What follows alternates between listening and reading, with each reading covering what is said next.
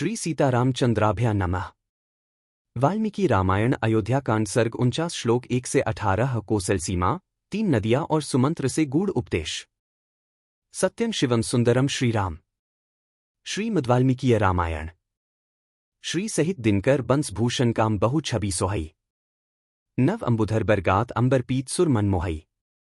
मुकुटांग दादी विचित्र भूषण अंग अंगन ही प्रति सजे। अंभोज नयन बिसाल उर्भुज धन्य नर निरखंतीजे। नमस्कार प्रिय साधकों। सोचिए, रास्ते के हर गांव में लोग एक ही बात कह रहे हैं, ऐसा धर्मात्मा युवराज वन में जा रहा है और अयोध्या में कोई और राज करेगा। अयोध्या कांड सर्ग 49 श्लोक 1 से 18 में ग्रामवासियों की यही करुण पुकार और राम का शांत उत्तर मन को गहराई से छू जाता है। पिछले भाग में अयोध्या कांड सर्ग 48 श्लोक 17 से 37 में देखा कि अयोध्या की नगर स्त्रियां बार बार विलाप करती रहीं। वे कहती हैं कि राम के बिना राजमहल, आभूषण, उत्सव सब शव के समान हैं और कल्पना करती हैं कि वन में कांटों पत्थरों पर चलते हुए राम सीता लक्ष्मण कितने कष्ट सह रहे होंगे। आज वाल्मीकि रामायण अयोध्या कांड सर्ग 49 श्लोक 1 से 18 में कथा अयोध्या से दूर ग्रामीण अंचल में पहुंचती है, जहां किसान, ग्वाले, वृद्ध और बच्चे तक कहते हैं कि राम जैसा सत्यवान और दयालु राजा हमारे बीच से चला जाए, इससे बड़ा दुर्भाग्य क्या होगा। वे कैकी मंथरा को दोष देते हैं और कुछ तो भविष्यवाणी करते हैं कि ऐसे अधर्म का फल अवश्य देखना पड़ेगा। राम सुमंत्र को बताते हैं कि प्रजा के हृदय में जो प्रेम है वही असली राज संपदा है, राज सिंहासन तो क्षणभंगुर है। 49 सर्ग।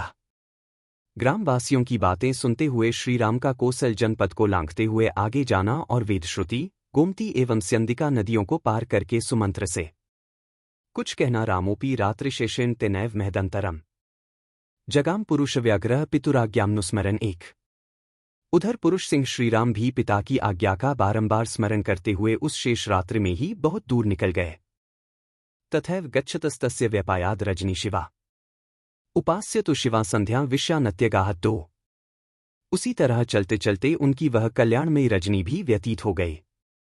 सबेरा होने पर मंगलमयी संध्योपासना करके वे विभिन्न जनपदों को लांघते हुए चल दिए। 2 ग्रामान विकृष्ट सीमांतान पुष्पितानि वनानि च पश्यन्नति शीघ्रन शनैरिव 3। जिनकी सीमा के पास की भूमि जोत दी गई थी, उन ग्रामों तथा फूलों से सुशोभित वनों को देखते हुए वे उन उत्तम घोड़ों द्वारा शीघ्रतापूर्वक आगे बढ़े जा रहे थे। तथापि सुंदर दृश्यों के देखने में तन्मय रहने के कारण उन्हें उस रथ की गति धीमी सी ही जान पड़ती थी। शृण्वन् वाचो मनुष्याणां ग्राम संवासवासिनां राजानंधिक दशर्थ कामस्य वशमास्थितम 4। मार्ग में जो बड़े और छोटे गांव मिलते थे, उनमें निवास करने वाले मनुष्यों की निम्नांकित बातें उनके कानों में पड़ रही थीं। अहो, काम के वश में पड़े हुए राजा दशरथ को धिक्कार है। 4 हां नृशंसाद्य कैकेयी पापा पापानुबंधिनी तीक्ष्णा संभिन्न मर्यादा तीक्ष्णकर्मणि वर्तते 5। हाय हाय, पापशीला, पापासक्त, क्रूर तथा धर्म मर्यादा का त्याग करने वाली कैकेयी को तो दया छू भी नहीं गई है, वह क्रूर अब निष्ठुर कर्म में ही लगी रहती है। 5 या पुत्रमीदृश राज्ञः प्रवास्यति धार्मिकम् वनवासे महाप्राज्ञन सानुक्रोशन जितेंद्रियम 6। जिसने महाराज के ऐसे धर्मात्मा, महाज्ञानी, दयालु और जितेंद्रिय पुत्र को वनवास के लिए घर से निकलवा दिया है। 6 कथ नाम महाभागा सीता जनकनंदिनी सदा सुखेष्वभिर्ता दुःखान्यनुभविष्यति 7। जनकनंदिनी महाभागा सीता, जो सदा सुखों में ही रत रहती थीं, अब वनवास के दुख कैसे भोग सकेंगी। अहो दशरथो राजा ने स्नेह स्वसुत प्रति प्रजानाम नगर रामम परित्यक्तुमिच्छति 8। अहो, क्या राजा दशरथ अपने पुत्र के प्रति इतने स्नेहीन हो गए, जो प्रजाओं के प्रति कोई अपराध न करने वाले श्रीरामचंद्र जी का यहाँ परित्याग कर देना चाहते हैं। 8 एतावाचो मनुष्याणा ग्राम संवासवासिनाम शृण्वन्नतीयो वीरा कोसलान कोसलेश्वरः 9। छोटे बड़े गांवों में रहने वाले मनुष्यों की ये बातें सुनते हुए वीर कोसलपति श्रीराम कोसल जनपद की सीमा लांघकर आगे बढ़ गए। 9 ततो वेदश्रुति नाम शिववारिवाह नदीम उत्तीर्याभिमुख प्रायाद्गस्त्याद्युषितां दिशम 10। तदंतर शीतल एवं सुखद जल बहाने वाली वेदश्रुति नामक नदी को पार करके श्रीरामचंद्र जी अगस्त्य से दक्षिण दिशा की ओर बढ़ गए। 10 गत्वा तो सुचिरन कालन ततः शीतवाह नदीम गोमती गोयुतानुपामतरत सागरंगमाम 11। दीर्घकाल तक चलकर उन्होंने समुद्रगामिनी गोमती नदी को पार किया, जो शीतल जल का स्रोत बहाती थी।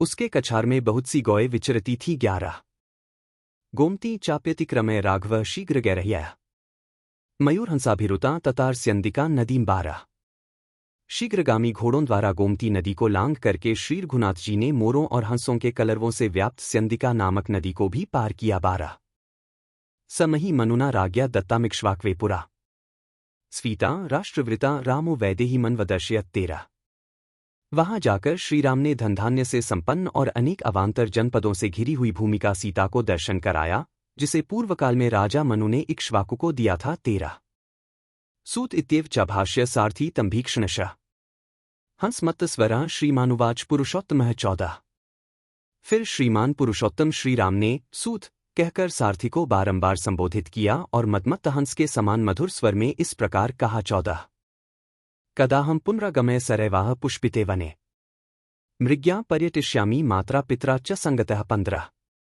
सूत मैं कब पुनः लौटकर माता पिता से मिलूंगा और सरयू के पार्श्ववर्ती पुष्पित वन में मृग्या के लिए भ्रमण करूंगा। 15 नात्यर्थंभिकांक्षामि मृग्या सरयूवने रतियेषातुला लोके राजर्षिगण सम्मता। 16 मैं सरयू के वन में शिकार खेलने की बहुत अधिक अभिलाषा नहीं रखता।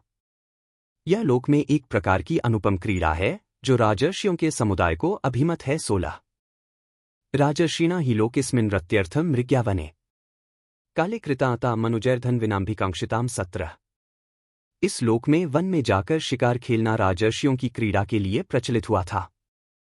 अतः मनुपुत्रों द्वारा उस समय की गई यह क्रीड़ा अन्य धनुर्धरों को भी अभीष्ट हुई। 17 सतमध्वान् मैक्ष्वाकः सूतं मधुर्या गिरा तन्तमर्थंभिप्रेत्य ययो वाक्यमुदीर्यन्। 18 इक्ष्वाकुनंदन श्रीरामचंद्र जी विभिन्न विषयों को लेकर सूत से मधुर वाणी में उपयुक्त बातें कहते हुए उस मार्ग पर बढ़ते चले गए। 18 इत्यार्षे श्रीमद् रामायणे वाल्मीकीय आदिकाव्ययोध्याकाण्डे 49 सर्ग 49।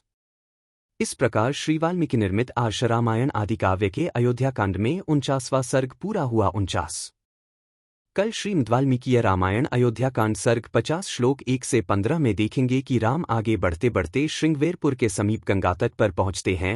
रात होने पर वे वहीं विश्राम का निश्चय करते हैं। निषाद गुह उन्हें देखकर आनंद से भर उठता है और अपने नगर में राजसी सत्कार की व्यवस्था करता है। यहीं से गंगापार की तैयारी शुरू होती है।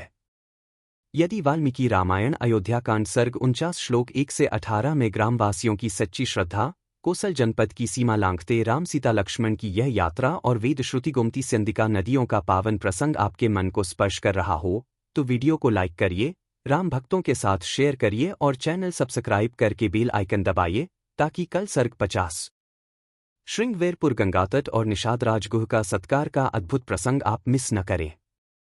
बार बार बर मागो हर्षी देहु श्रीरंग पद सरोज अनपाइनी भक्ति सदा सत्संग कथा विसर्जन होत है सुनो वीर हनुमान जो जन जंग से आए हैं सो तंग कर ही पयान। बोलो सियावर रामचंद्र जी की जय। राम भक्त हनुमान जी की जय। उमापति महादेव जी की जय। मंगल भवन अमंगलहारी द्रवहु सुतसरथ अजिर बिहारी दीनदयाल बिरिदु संभारी हरहु नाथ मम संकट भारी। जय सिया राम जय जय सिया राम।